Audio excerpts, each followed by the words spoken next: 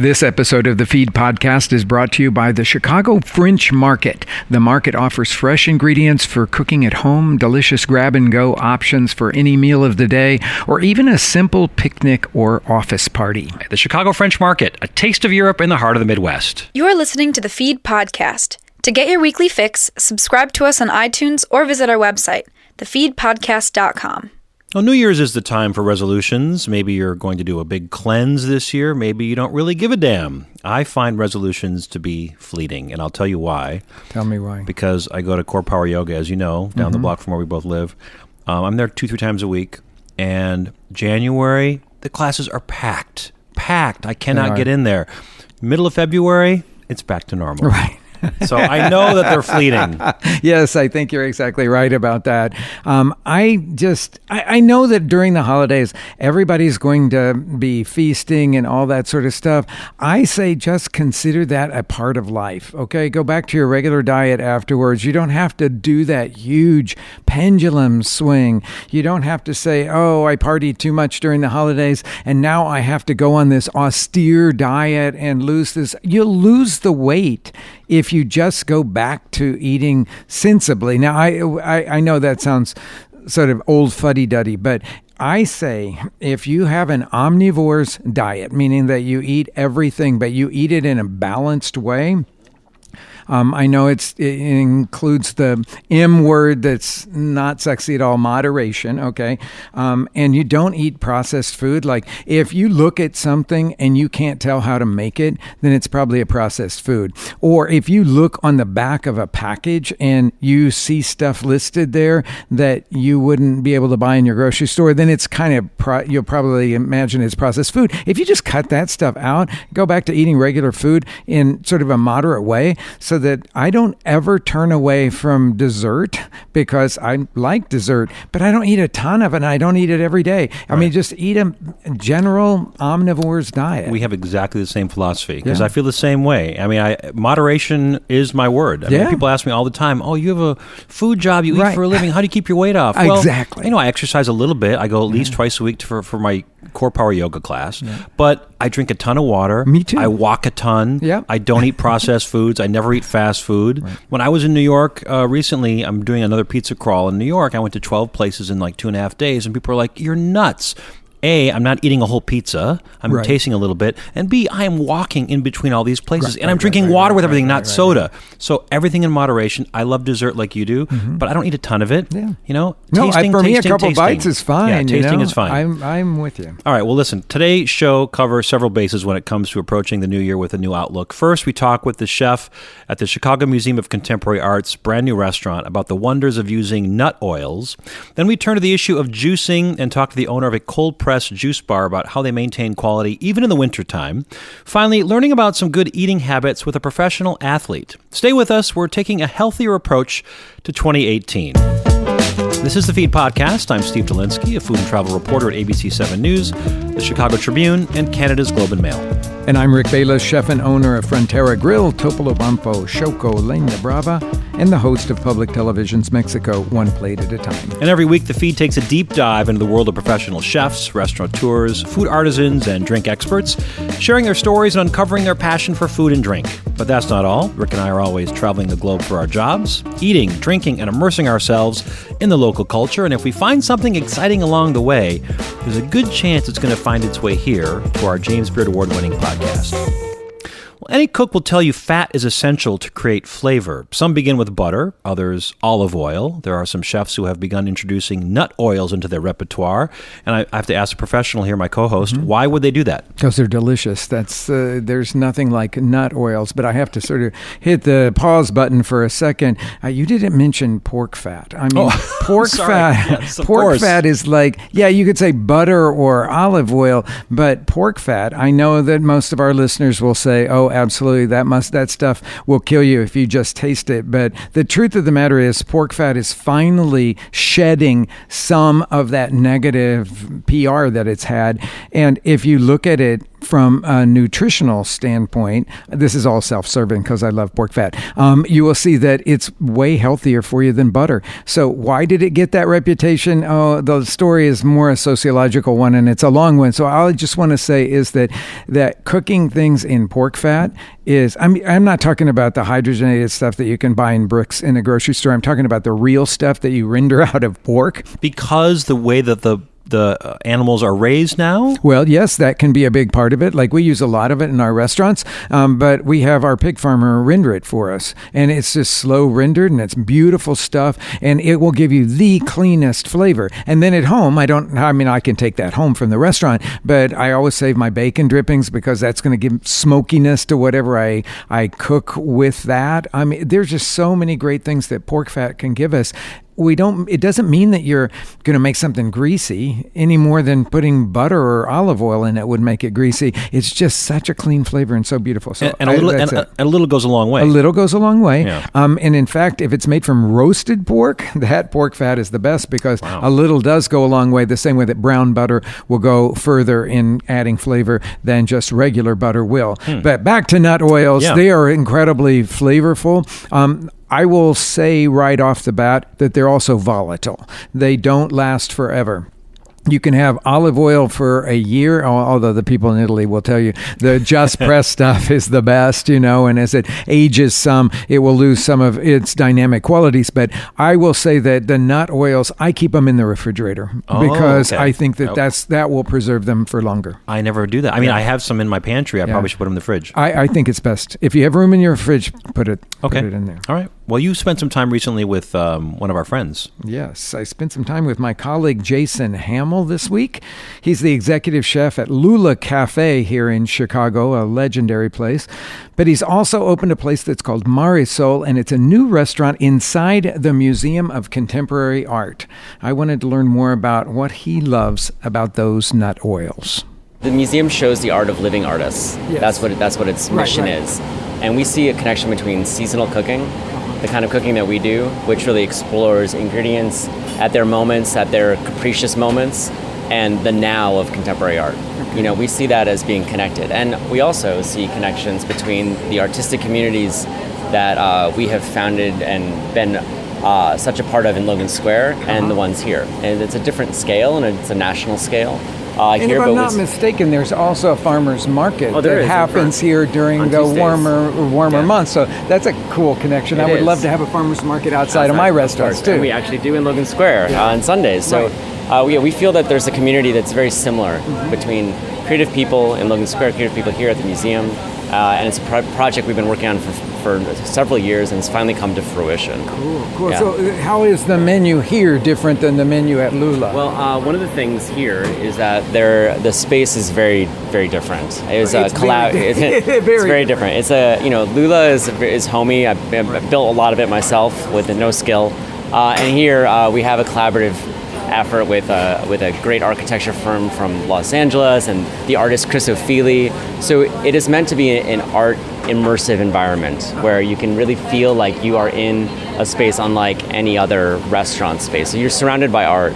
And here we really want the textures and colors and contrast of the food to kind of speak to that experience. We follow the same principles. I have my chef de cuisine from Lula who was with me for 6 years at Lula.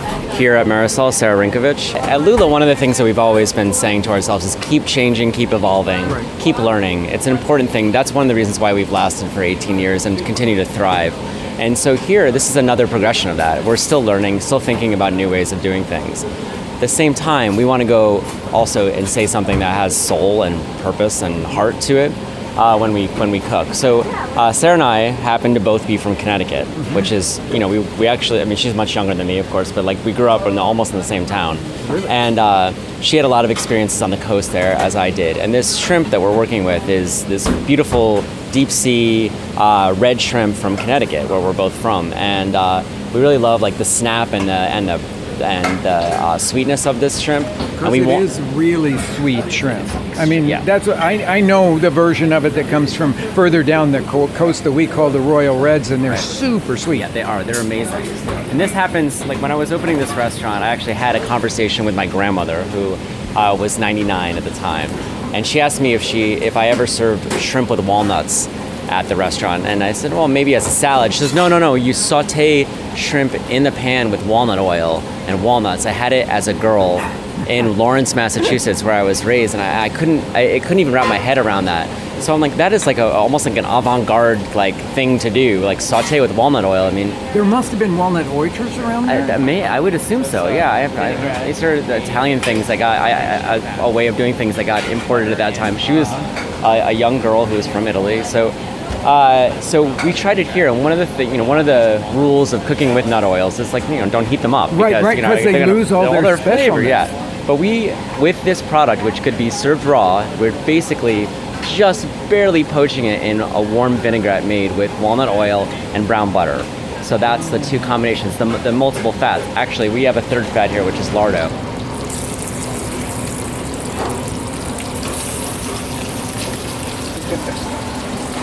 Tell me what led you to do that balance of walnut oil, brown butter, and lardo. What does each item play? Well, I think that we like to use richer flavors in very small, delicate quantities. I don't want to pour a bunch of bacon fat over this shrimp; it would destroy it. But lardo in these tiny little pieces, just melted over the top of the shrimp, brings like the bottom end, the base to the musical score, if you will. And for our listeners that don't know the definition of lardo, it's cured fat back, right? Yeah. It's like it has a prosciutto without the red part. My kid would say, you know what I mean? So that just melts gently over the shrimp in the oven as we finish it, and the butter brings the nuttiness. Like it's in French, I think they call brown butter noisette, like a nutty, hazelnutty flavor almost. So here, we're bringing in a different kind of nutty flavor to enhance the walnut. And the walnut oil is the third fat. Right. And we barely heat that up. So we make the brown butter vinaigrette, which of course gets very warm. And then as it starts to cool down, add in the walnut oil and then just pour it over the shrimp and let the shrimp poach in that. Oh, you just pour it over the shrimp. Yeah. So you're not really actually putting it on the stove. Never. Hot vinaigrette with the three fats goes straight over these beautiful, sweet red shrimp. Yep. And then what else have you put on the plate? So you could just eat that, but we do top it with... I could just eat that. I've already snuck a piece of it, so yes, I could. We top it with the lardo and melt the lardo over, and then we finish with apple saba, which is, what I said earlier, kind of like balsamic, but made with the apple must process, and it's an Italian condiment. There's a little dots of apple saba and some endive, because I thought bitterness needs to go in there to break through some of those fats. Well, and that all of the balance of textures and flavors is it's very nuanced, I'll put it that way. When you taste this dish, first of all, those shrimp are just barely cooked, right, which is, I think, probably the very best thing you can do to these shrimp, because you note their sweetness and you note their wonderful texture, right, because they come from such deep waters, which is what makes them so sweet. And then you get those three fats, each sort of balancing in the right way. But I love the little bits of lardo that you get, because it gives you a pop, and of course the walnuts on themselves, that little bit of bitterness from the radicchio that's on here. It's very stellar, beautiful to look at, stellar in balance, and seems just right for the place that we are, right, where you're looking for nuance in art. So I'm really taken with it very much. We also think about color a little bit too. Yes. We have the little redness on the shrimp, and we pick that up on the red bitter greens, and also we're using apple, and that kind of the tone of the apple and the walnut, I feel like, as a color palette, all sort of work together. Nut oils are expensive, right? So you don't want to waste them, and they need to be cared for really properly, because they can go rancid. So one of the things that I think that you should start with is a salad. Just drizzling, a hazelnut, walnut oil, almond oil is really lovely on, an apple salad, something very simple that you might enjoy otherwise, and just to pick up some of that flavor. And also, they have And there's a world of research on benefits of the walnut oil in terms of its omega-3 qualities and quantities and et cetera. I started doing this very simple dressing, which was to coat the leaves in the toasted walnut oil, sprinkle on a little bit of salt, and then take a half of a lime and just sprinkle little bits of it over, toss it a couple of times, and serve it.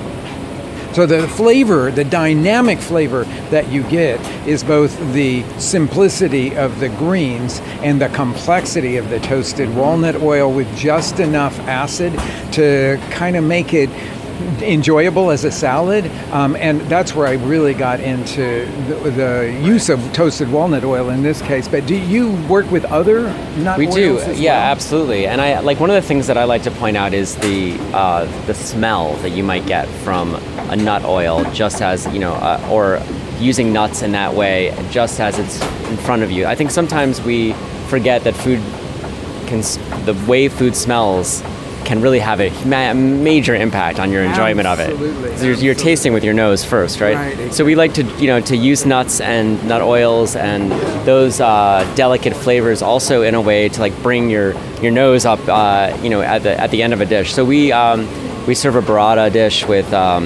This is just on our summer menu. It's gone now, but with melon and almond oil, which really and some lime, which really brought that out in a way that was surprising.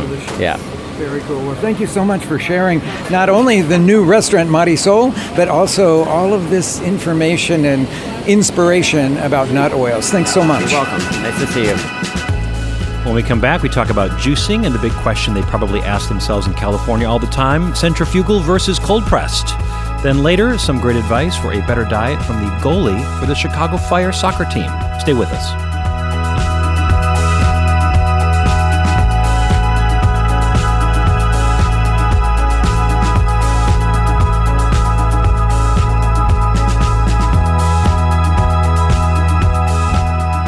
Check out previous episodes, get recipes from ingredient challenges, and see behind-the-scenes pictures at thefeedpodcast.com. Commuters have known this for some time, but over in the West Loop at the Ogilvy Transportation Center, there are more than 30 specialty vendors just waiting to feed you inside the Chicago French Market. The market offers fresh ingredients for cooking at home, delicious grab-and-go options for any meal of the day, or even a simple picnic or office party. I'm Mark from Street Smoke and Steam. We serve various international street food, and we're focused mainly on certain proteins with skewered meats, all very well marinated and freshly prepared, cooked to order. Our best seller so far has been the Xinjiang lamb. It's a very popular lamb dish from northwest China. It's a kind of heavy cumin chili powder spice blend with a nice marinade on there as well, so it kind of takes out any of that gaminess from the lamb. Have you seen the lines, by the way, over at the Aloha Poke over there? And there's like the Aloha Poke, there's a line, and then there's Fumare Meats, and then there's, well, as you just heard the vendor, I mean, there's so much going on right now in that market. There's quite a lot to eat. That's very exciting. I got to go over there and have some poke. They've got two entrances, 131 North Clinton and 118 North Canal. And how about this? Covered parking is free for an hour with a $20 purchase. Wow, that's great. They're open Monday to Saturday. You can also grab a bite and surf the internet since Wi-Fi is free. The Chicago French Market, a taste of Europe in the heart of the Midwest. You're listening to The Feed Podcast.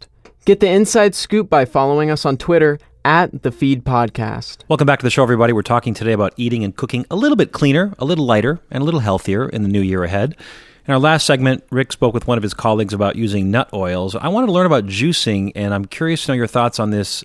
Can we call it a fad toward juice cleansing? Yeah, it seems like it's kind of fad-like. I mean, it's been going on for a number of years. I've never done one myself. It flies in the face of moderation. Well, it does. Because it's actually just going to one thing, and that's all that you're consuming. So that's the opposite of moderation. So I've never really been attracted to doing it. I know some people that have done it, and I guess some people that I know probably didn't have such great diets.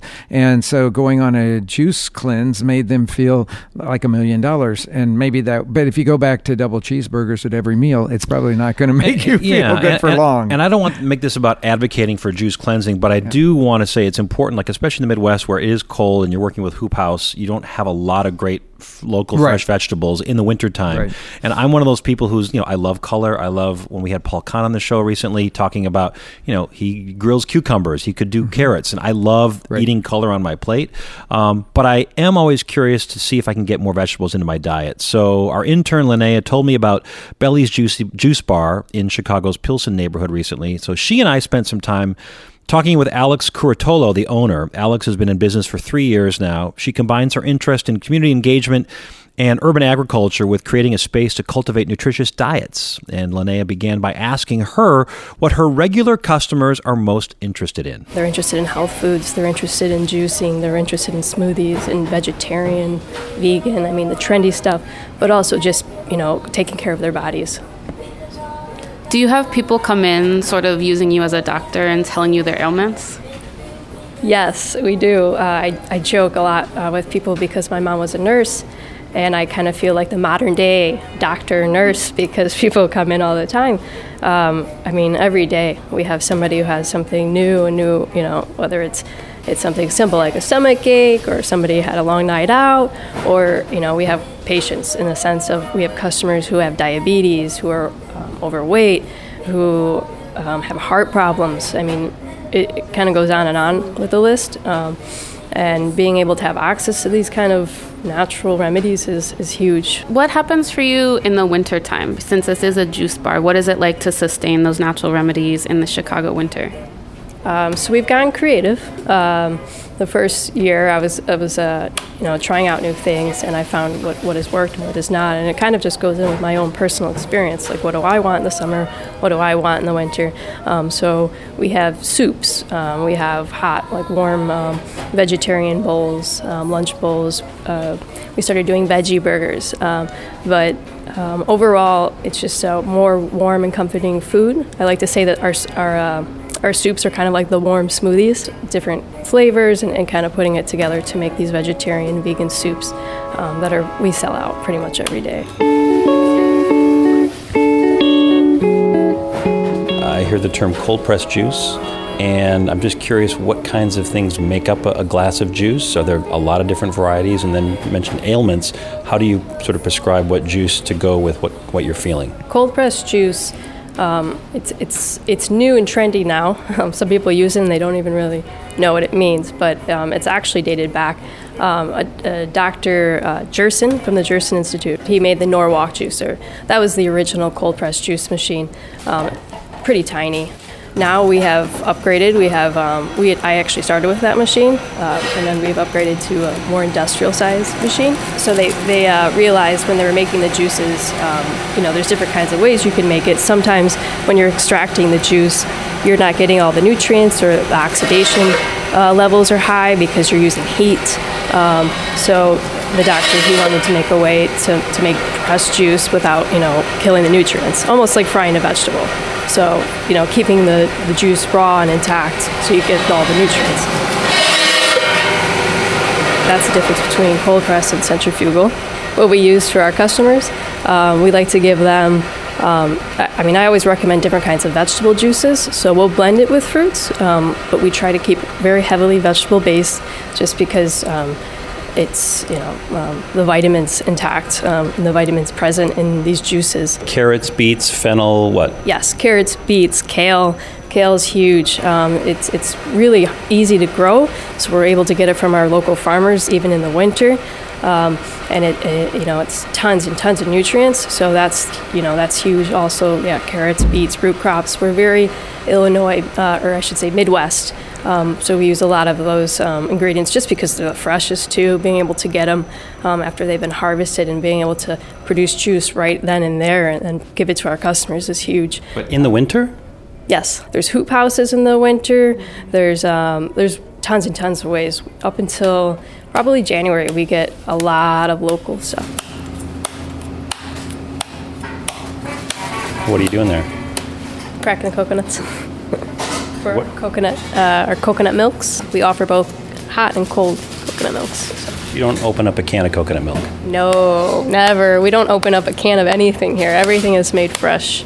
From the soup to everything is fresh. So there's liquid in there, obviously there's like water, but then you're saying you take the flesh and you grind it and you make coconut milk?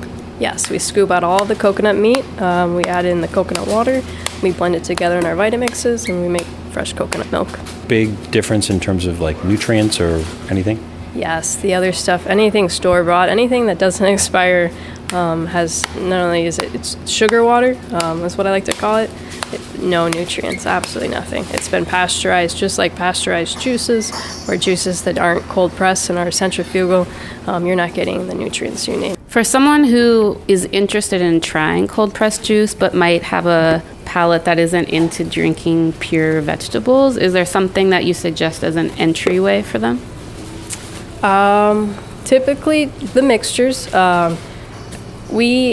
As much as I personally enjoy the vegetable juices, we always add a little bit of fruit in there, whether we end up pressing apple juice or we end up, we have a citrus machine that makes fresh squeezed orange juices and grapefruit juices, pomegranate juice.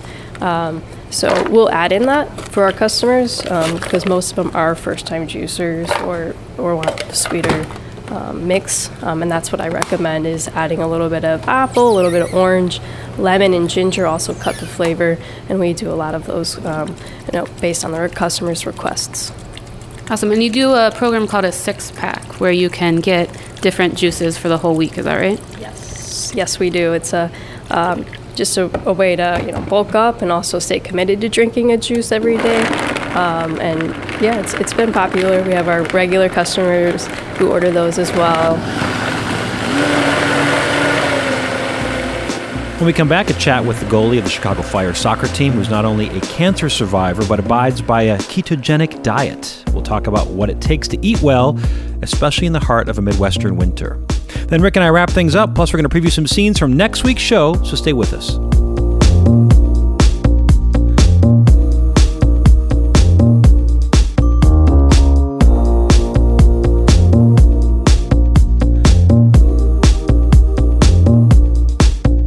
Have a beef with something you heard? Looking for a little extra side dish? Let us know on Facebook, Twitter, or Instagram at The Feed Podcast. Commuters have known this for some time, but over in the West Loop at the Ogilvie Transportation Center, there are more than 30 specialty vendors just waiting to feed you inside the Chicago French Market. The market offers fresh ingredients for cooking at home, delicious grab-and-go options for any meal of the day, or even a simple picnic or office party. Hi, I'm Andy. I'm a partner with Aviato Eats, known for acai bowls. We also do a hearty and fresh bowl for lunch, base of rice, pick your protein, and a mix of veg on there. Stop in and see us. Have you seen the lines, by the way, over at the Aloha Poke over there? And there's like the Aloha Poke, there's a line, and then there's Fumare Meats, and then there's, well, as you just heard the vendor, I mean, there's so much going on right now in that market. There's quite a lot to eat. That's very exciting. I got to go over there and have some poke. They've got two entrances, 131 North Clinton and 118 North Canal. And how about this? Covered parking is free for an hour with a $20 purchase. Wow, that's great. They're open Monday to Saturday. You can also grab a bite and surf the internet since Wi-Fi is free. The Chicago French Market, a taste of Europe in the heart of the Midwest. See photos, get links to previous stories, or just let us know what you think. Contact us on our website, thefeedpodcast.com. Welcome back to the show, everybody. We are talking about healthier eating this week, as many of you are looking for ways to perhaps shed a few pounds or just improve your diet. I spoke recently with Matt Lampson, the goalie for the Chicago Fire. Matt's a cancer survivor who gained about 80 pounds during his treatment, so he is very conscious about what he eats. These days he follows a ketogenic diet, but also has a bit of a sweet tooth, so he likes to experiment with different dessert recipes to make healthy substitutions where possible. I asked him about how anyone can learn to adopt better eating habits, even if they're not burning thousands of calories a day. So Matt, thanks for taking some time to talk to me here in Chicago. And by the way, congratulations. I know September was 10 years since you've been cancer-free. Yeah, that's right. It's a big, momentous occasion for me, and I'm happy to be alive, I'll put it that way. I've read your story. You got stage 4B Hodgkin's lymphoma, I think, at a pretty young age. How did that affect what you were able to eat, not eat, and then your diet, beyond that? Yeah, I was diagnosed at 17, and at 17 you're slamming Pop-Tarts and Twinkies, so I was not healthy. I was actually not overweight, because obviously I was still playing soccer at a high level, but I was not fit, I'll put it that way. So during treatment, I gained probably 60, 70 pounds just from a sedentary lifestyle because I didn't have the energy, didn't have anything to stay fit. And as a teenager, of course, you don't have a great diet anyway. You want to eat pizza and all the other garbage. Yeah, like I said, I mean, Oreos and Pop-Tarts, which I still appreciate to this day, but it's just that I don't eat them as often. I gained a lot of weight. I got up to 270 pounds. I was about 6'1" at the time. So I was a big guy. The problem with that is to lose the weight, a lot of people think, cardio and things like that. The difficulty is when you get chemotherapy, it kills all your cells in your system. So not just the cancer cells, it's your blood cells as well, white and red. And if you don't have red blood cells, you're not going to be able to carry oxygen to the muscles when you're exercising. And so, I mean, I would damn near keel over and die after running for 5 minutes. So it was incredibly difficult for me to work weight off. So what I found was intermittent high-intensity interval training for cardio, which is short sprints with rest. I was able to do that really well, and weight training. So I've been very adamant and passionate about lifting for ever since I've finished with treatment. And in addition to that, I started to change my diet, almost pure ketogenic. And that means no carbs. I try and keep it below 40 grams of carbohydrates a day. So what does this look like? Give me a breakfast, lunch, and dinner scenario. So like I said, it's been a work in progress. So it's not just no carbs for me. The diet that I do is almost kind of called anabolic fasting. So I don't eat breakfast. I don't eat until after I've trained around 12 or 1 o'clock in the afternoon. At that time, I'm eating chicken and green vegetables. That's about it. I eat a ton of eggs. When you say chicken, I'm guessing it's not fried chicken. No, definitely not fried chicken. There's not going to be any breading. The sauces, the spices are all going to be no sugar. That's something I really watch out for, like barbecue sauce, ketchup, stuff like that. It's all sugar, so I stay away from all that. That's for about 2 or 3 weeks, 40 grams of carbohydrates or less. I hover around 2,000 calories a day, which is almost 2,000 or 3,000 calories less than I expend. Well, that's what I was going to ask you. So, like, someone like me, I'm looking at 2,200 calories a day, roughly. I never count calories, but I'm just looking at roughly. I try to balance things out. But, like, for someone like you, now, you're not running up and down the field burning thousands of calories, but you are active as a goalie. Do they give you kind of a parameter or, like, a boundary for where you should be in terms of burning or what you should be consuming every day? Yeah, I mean, obviously, you want to, as an athlete, you want to maintain and not let your muscles break down. So you need to, if I'm burning 5,000 calories a day, which is typically what I do, you should be eating 5,000 calories a day of good calories. Okay, so you mentioned chicken and green vegetables for lunch. Yep, and so what's important in ketogenics is your body no longer has carbohydrates as a fuel source. Instead, you have to use fat. Fat's very important. I use butter with pretty much everything. Coconut oils, I know you guys will be talking about oils, and great way to impart flavor on your food, and it's essential for me to maintain my energy levels. So for dinner, usually my favorite's New York strip. But other than that, I have to get inventive because you do get bored when you're eating a dozen eggs a day, So I like to change it up. I like to do almost like pizza on chicken. You just saute chicken, then you put no sugar marinara sauce on it, and then almost like chicken parmesan. So I do that for about 2 or 3 weeks. So severe caloric deficit, depleting your muscles of glycogen and sugar completely during 2 or 3 weeks of ketogenics. And then once a month, typically, I will, what I call a refeed day, and this is where the anabolic part comes in, is you're stimulating your body. Just at this point, your muscles are completely depleted of glycogen, and you just pound carbohydrates for 1 day in a month. And that sounds kind of fun, actually. Oh, they are fun days. Like pasta, or the healthy way to do this is sweet potato, like brown rice, like whole grain pasta, stuff like that. Absolutely. The problem with that is I really like pizza and donuts.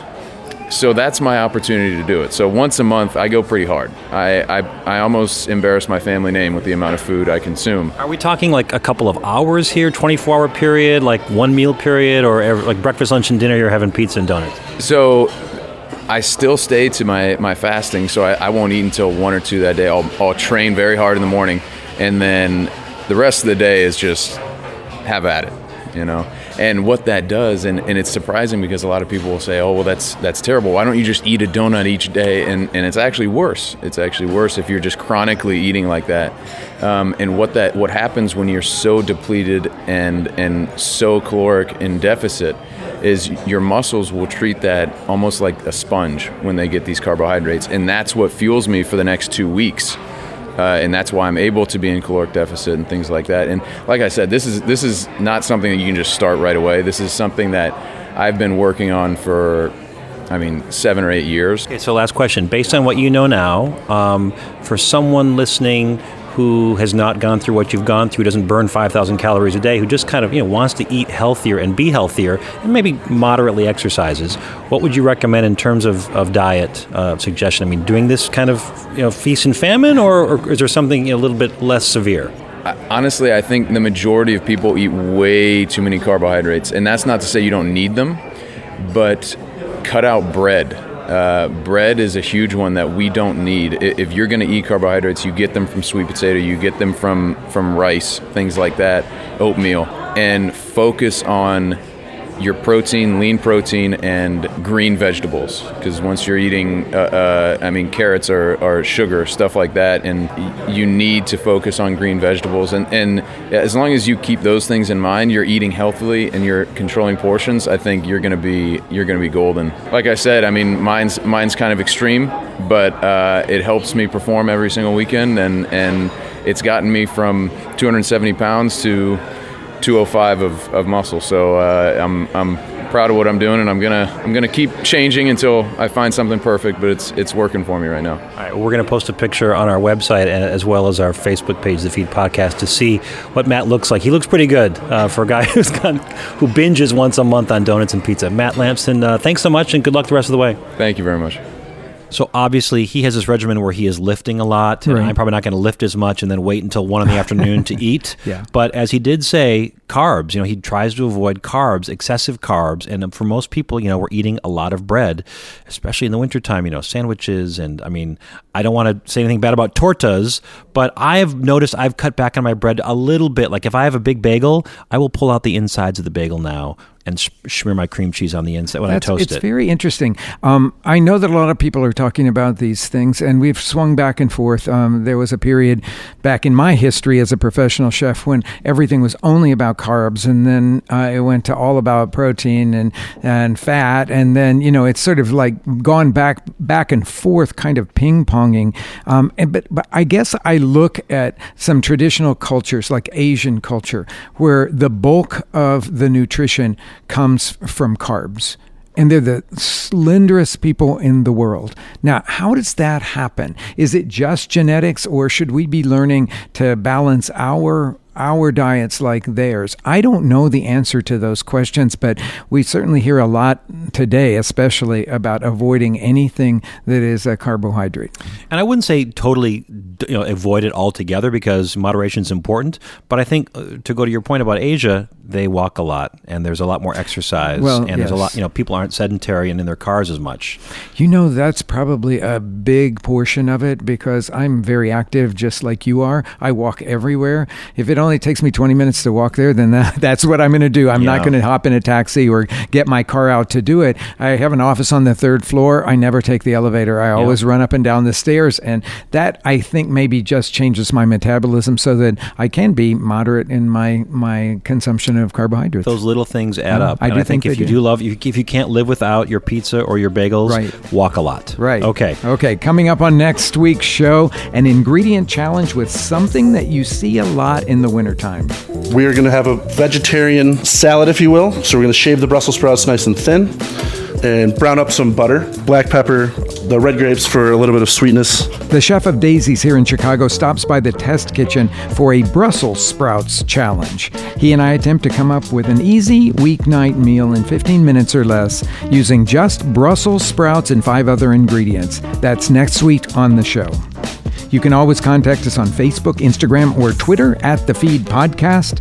You can check out our ingredient challenges, get recipes and other information about previous shows by visiting our website, thefeedpodcast.com. And don't forget to subscribe and rate our show on iTunes. Be sure to follow me at Rick_Bayless. And I'm at Steve Dolinsky. More information about anything from today's show on our website as well. Linnea Dominic's our intern. Max Dolinsky supervised today's music. Bureaucratic wrote and performed our theme song. And the Feed Podcast is edited by Matt Cunningham at Truthful Enthusiasm. Whether you're an individual or institution, get your story online with truthfulenthusiasm.com. Thanks for listening, everybody.